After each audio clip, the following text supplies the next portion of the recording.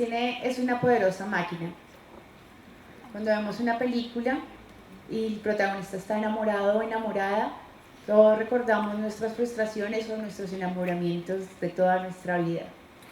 Cuando el protagonista siente miedo, entonces también sentimos miedo y apretamos los brazos fuerte y cerramos los ojos y esperamos que nada pase. Lo cierto es que siempre sabemos que se trata de una película, que es una película que se va a acabar y que se trata de un actor o una actriz que está jugando, que está actuando a que está enamorada, o que es un actor que está jugando a que siente temor. Nos sumergimos por un tiempo en la película y dejamos que nos atraviese, pero al final se acaba y seguimos con nuestra vida común y corriente. Yo soy cineasta, hago cine, pero hago cine documental. Cuando una película documental acaba, aquello que vimos en pantalla sigue sucediendo. Aquello que nos hizo indignar, aquello que nos hizo emocionar, sigue pasando en la vida real y hay una parte de nuestro cerebro que lo sabe. Por eso, el cine documental es la máquina de empatía más poderosa que ha creado el mundo. Hacerlo lleva consigo una responsabilidad enorme y es una responsabilidad en la que he ido cayendo en cuenta en los últimos años. En el año 2012 vivía en Argentina, estudiaba periodismo y estaba buscando un tema para mi tesis de grado. Y casi por casualidad encontré las imágenes de una excavadora que estaba rompiendo sacos de arroz para mezclarlos con la basura. Los autores del video eran unos campesinos del Huila a quienes el gobierno les había incautado 70 toneladas de arroz para mezclarlas en un basurero. ¿Por qué en mi país se estaba decomisando comida para tirarla a la basura? ¿Quién había dado la orden? Me tomó un año organizar toda la información y empezar a entender qué era lo que estaba pasando. Con unos ahorros y una cámara, viajé al Huila, a Campo Alegre, a hablar con las personas que habían grabado ese video, a los mismos que le habían quitado su arroz. Luego volví a Argentina, edité toda esta información, le di forma y lo llamé Documental 970. 970 era el nombre de la resolución que le prohibía a esos campesinos sembrar con sus propias semillas.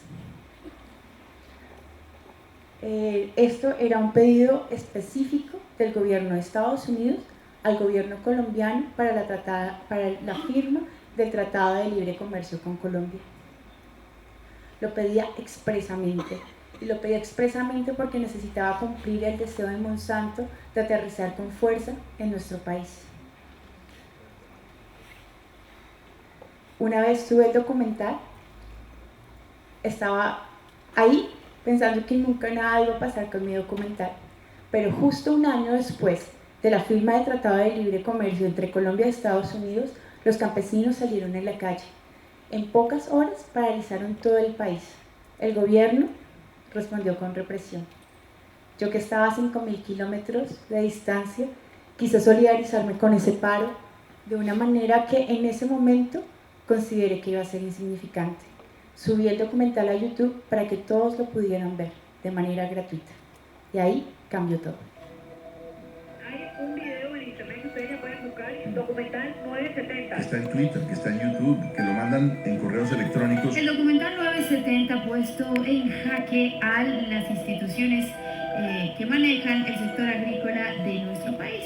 Antiguamente había una tradición en donde los campesinos guardaban las mejores semillas de su cosecha para posteriormente volverlas a sembrar. O sea que hay que comprar las semillas que traen los gringos por el TLC. Semilla certificada. Esto es una agresión al campesino. Tenemos que entonces pedirle permiso a los Estados Unidos para sembrar el rogoyé.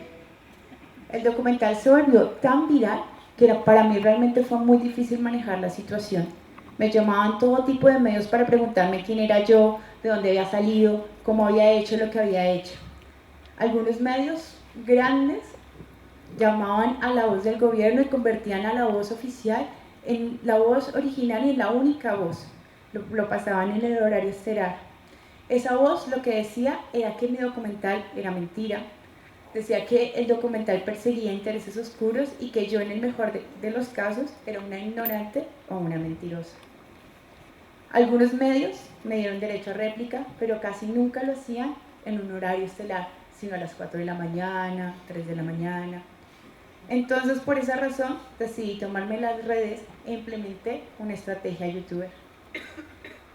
Empecé a publicar estos videos, fue allí, desde las redes sociales de la película, donde empecé a responder una a una las oposiciones que me hacía el gobierno. Estos videos también se volvían virales, la gente los empezaba a compartir y entonces los medios tenían la necesidad de volver a contactarme. Un día de esos, llegó a mis manos el teléfono de uno de los líderes más representativos del paro. Un paro que ya para ese momento completaba 20 días en la calle. Cuando hablé con él, me dijo que quería incluir en el pliego de peticiones la derogación de la resolución 970. Mientras tanto, la gente tomaba el documental y lo compartía con el lema "No más 970". El gobierno entonces el gobierno amenazó con llevarme a juicio si no me retractaba de todo lo que decía el documental. Yo decidí no hacerlo. No podía retractarme de las entrevistas que le había hecho a los campesinos, en donde me contaban que había perdido todo. No podía retractarme o decir que era mentira una investigación que había hecho y que sabía que era cierta. Antes de que el documental llegara a 1 millón de vistas, el paro se levantó y el gobierno se comprometió, entre otras cosas, a quitar la resolución 970. Ese día, aparte de sentir una gran alegría popular, de esas alegrías que dejan la lucha colectiva, me hice muchas preguntas. Una de las preguntas era ¿por qué el documental se había vuelto viral? Se trataba de un documental de semillas. ¿Por qué tanta gente había visto un documental sobre semillas? ¿Por qué la gente lo había tomado como bandera para explicar un poco, tratar de entender lo que pasaba en las calles? Entonces entendí que muchísimos de nosotros habíamos visto en los rostros de los campesinos que marchaban a nuestros tíos, a nuestras tías, a nuestros abuelos, a nuestras abuelas, a nuestras familias campesinas que un día habían tenido que venir acá a la ciudad a buscar suerte. El documental había logrado tender un puente entre el mundo rural y el mundo urbano. En los cabecerolazos de las ciudades más importantes de Bogotá, Tunja, Medellín y Cali, habían pancartas que decían "Yo soy campesino". La gente volvió a usar ruanas y se reivindicaba la agrodescendencia. Siento que lo que hizo el documental con la gente que lo vio fue lograr ponernos en el lugar de los campesinos por un momento. Lograr por un momento sentir lo que ellos estaban sintiendo, sufrir lo que estaban sufriendo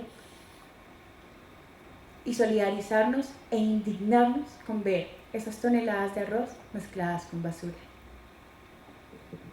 A mí, documental 970 me cambió para siempre. Me marcó el destino de lo que yo quería hacer el resto de mi vida. Me di cuenta que yo quería hacer un cine documental, quería hacer un cine poderoso. Me di cuenta que a veces no es suficiente con contar una historia, que a veces es necesario apuntar a que esa historia rompa la pantalla y que se pueda alinear con movimientos que sí son capaces de hacer cambios tangibles en nuestra realidad. Me propuse hacer un cine que a la vez que hablara de problemáticas sociales y ambientales, también quisiera generar un cambio de conciencia y que ese cambio de conciencia se pueda traducir en cambios de nuestra vida cotidiana. Yo a ese cine lo he llamado cine de impacto, cine de triple impacto. Y en este camino de querer hacer cine de triple impacto, he conocido a cineastas que han llevado este argumento y esta idea a lugares realmente elevados. Está el ejemplo de una persona que me ha inspirado profundamente, que se llama Pamela Yates. Es una documentalista norteamericana que se peleó con la política internacional de su país y decidió ir a Guatemala a grabar el genocidio del pueblo indígena en ese país. Gracias a su película y gracias a su trabajo, el dictador Ríos Montt fue llevado a cárcel y pagó por sus crímenes. O también es la historia de Ross Lerner y Ignacia Cort, que crearon una tecnología para que las indígenas del Perú pudieron contar la historia de cómo el gobierno de Fujimori las esterilizó forzadamente y así reavivaron el debate en todo el país. También es la historia de la película Virunga, una película con un contundente relato que logró parar el avance de compañías mineras dentro de un parque nacional en África y así protegió el hogar de gorilas de la montaña. Pienso muy honestamente que vivimos en un momento del mundo en que no se vale quedarnos quietos, en que no se vale quedarnos quietos siendo políticamente correctos cuando vemos realidades que no nos gustan, realidades con las que no estamos de acuerdo. El momento que estamos pasando del mundo nos pide no ser tibios, sin excusas, nos pide tomar un bando y hacerlo desde el lugar donde estamos, desde lo que sabemos hacer. Yo me imagino el mundo como una máquina enorme, como un reloj, en el que cada uno de nosotros cumple un rol en determinado momento. A veces somos motores, a veces somos tuercas que tienen que apretar, o a veces tenemos que hacer poleas con otros. A mí,